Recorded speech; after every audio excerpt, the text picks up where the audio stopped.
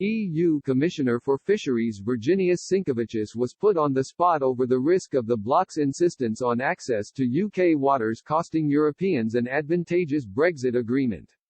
The European Union and the UK have been locking horns for years over the rights of EU vessels to continue fishing in British waters after Brexit.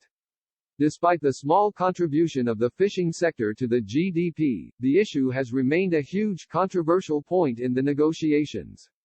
Euronews Europe editor Darren McCaffrey challenged European Commissioner Virginijus Sinkevicius over Brussels' refusal to give in to fisheries. Fishing is way less than 1%, in fact, a percentage point of most countries' GDP.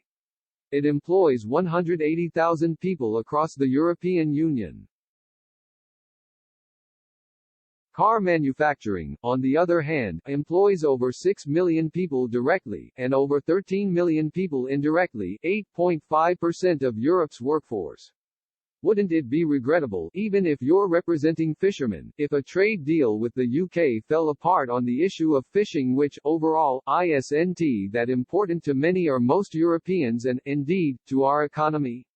He added, what about people's jobs? Mr. Sinkevicius suggested the issue of fisheries is highly symbolic for both the European Union and the United Kingdom, as he insisted Brussels will continue to push for a suitable agreement that could pacify both sides. He said, I think you can't measure sometimes the importance in GDP percentage numbers. You must look at the social impact, and our goal is very clear.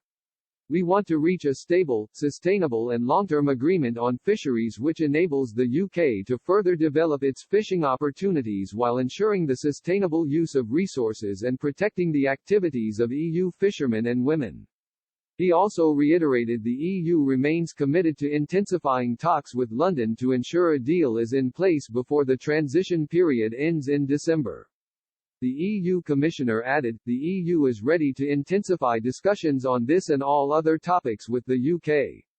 Clearly, the time is short. Negotiations have proceeded tentatively as French President Emmanuel Macron became a huge obstacle with his demands for France to keep the same access to UK waters.